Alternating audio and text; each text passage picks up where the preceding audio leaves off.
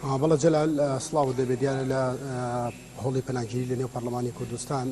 ئەندامانی پەرلەمانی کوردستان لەگەڵ سنتەری توێژینەوەی پەرلەمانی کوردستانی سەرقاڵی گفتوگۆکردن لەسەر چۆنێتی ئامادەکردنی پرۆژە یاسای بودجە و ڕاوێژکاری پەرلەمانی عراق لێرە ئامادەی هەیە کە ئەویش لە پرۆژە یاسای بودجە عراقا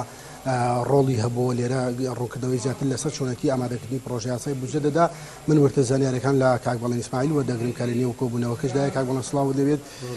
ئەم وەرکشۆپەتان بۆ چییە و دەکەنەوەی لەمەوە چی لەسەر بودجە پەیدا بکەن دیارە خۆت زانی 7 ساڵە بە هەرێمی کوردستان پرۆژە یاسای بودجەی نەبووە ئێمە ئەم ساڵ بە هەمانجی لەگەڵ وەزارەتی دارایی داوامان کردەوە سیاسەتی حکوومەتی هەرێمی کوردستانی جواب بوو هەم بۆ ساڵی 2020 هەم بۆ ساڵی 2021 کە پرۆژە یاسای بودجێ هەبێ بەداخەوە ساڵی 2020 بۆ هێو قەیرانە کە لە ڕووی هەم ڤایرۆسی کۆرۆنا هەم قەیرانە دارایی کە ڕووی لە هەرێمی کوردستان و مەنتیقەکە کرد حازر نەکرا هەم ڕەبتی بە کێشەکانی نێوان هەرێم و بەغا و ڕێنەکەوتنی هەرێم و بەغدا لە ساڵی 2020 بۆ ئەم ساڵ پرۆژە یاسای بودجە لە قۆناغەکانی کۆتاییەتی حکوومەتی هەرێمی کوردستان بەم زوانە ڕەوانەی پەرلەمانی کوردستانیەکە بە پێی زانیارانی لای ئێمە هەیە یەک وەزارەت ماوە کە خەرجی و داهاتەکانی بنێرێ بۆ ئەوی تەکمیلەی پرۆژە یاساکە بکرێەوە بنێرێ بۆ پەرلەمانی کوردستان ئێمە لە لیژنەی دارایی داوامان لە سەرۆکاتی پەرلەمان و لە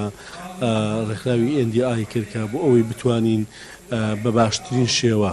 یا باشترین جۆری پرۆژە یاسای بودجە بۆ هەرێمی کوردستان حازرکەین کە بێگومان نابێ متەناقض بێ لەگەڵ لانی کەم لەگەڵ بەرگە ئەساسی و مادە ئەساسیەکانی یاسای موازنەی حکوومەتی عراقی بتوانین نەخشە ڕێگایەکی دارایی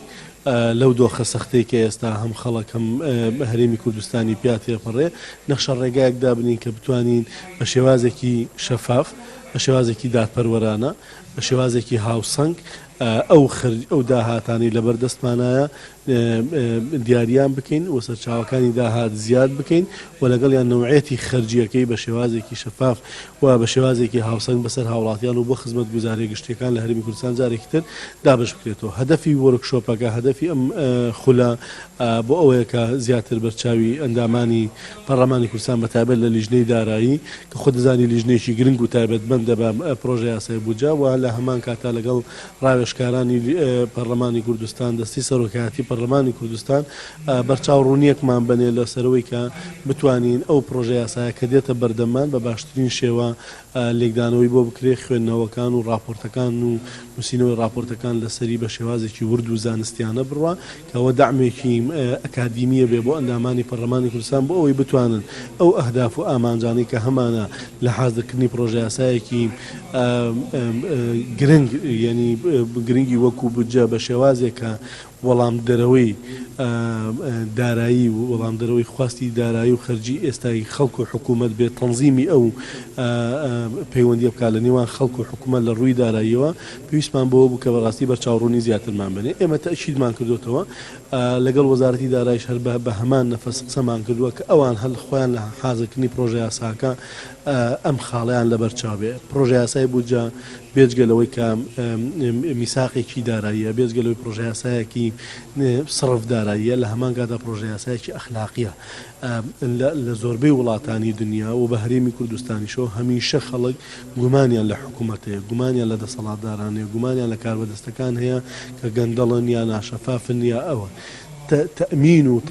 نیزامنی دروستکردنی متمانە لە نێوان خەڵک و حکوومەتە یەکێک لە ڕێگاکانی بریتە لە پرۆژە یاسای بودجە کە ئەگەر خەڵک زانی داهاتەکانی چەندەوە چۆن سەرفەکرێ و چۆن دابەژەکرێتەوە چۆن لە خەدەمات و خزمەت گوزاریەکانە سەرفەکرێتەوە ئەو داهاتێک کە بەردەستکەوتووە سەرچاوەکەی کوێ و چۆنێتی خەرجیەکەی دیاربوو لانی کەمی متمانە لە بینی خەڵک و حکوومەتە ئاگەڕێتەوە لەبەرەوە من پێم وایە پرۆژە یاساکە ینی ئەبێ بە ئەخلاقێکی بەرزی هەم سیاسی و هەم کۆمەڵایەتی و مامەڵەی لەگەڵا بکەین بێجگە لە بینینی دیوەداراییەکی بەڵێن کەی دێتە پەرلەمانی کوردستان پرۆژە یاسای بودجە لەبەرەوەی جناب ئەندامی لیژنەی دارایی و ئاگاداری وەزارەتی داراییش وەکو باسم کرد ئێمە لە دوا کۆبنۆژ لەگەڵ وەفدی حکوومەت و لەگەڵ بەڕێز وەزیری دارایش باسمان کردووە یەک وەزارەت ماوە کە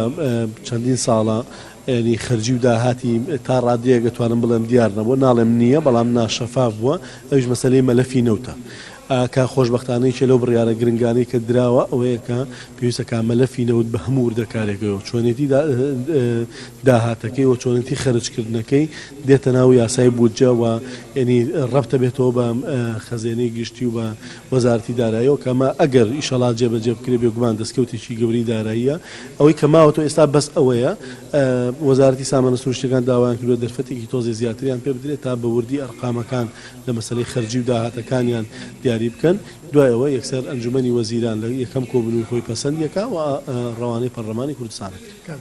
سیستەمی بایەمەتی تێدا جێگیراوەوە لە پرۆژه یاسای بودجە بۆی بە سیستەمی بایەمەتی موچە دابش بکرێت ئەم سیستەمە بۆ هیچی تێدا جێبەجێ نەکرا ڕابێت زانیاریەکانی ئێمە بەڵێ ئێمە تا خۆ دەزانین تا ئێستا بە پرۆژه یاساکەمان وەکو ڕژنووس نەبینیوە بەڵام وەکۆی کە لە گفتوگۆ مناقەشەکانی هەم ئێمە لەگەڵ وەزارەتی دارایی هەم لیژنەی مالی لەگەڵ وەزارەتی دارایی لەسەر خەتین تەواوی وردەکاریەکان خراوەتە ڕوو و یەکێک لەو ئەهدافانەی کە هەیە ئێستا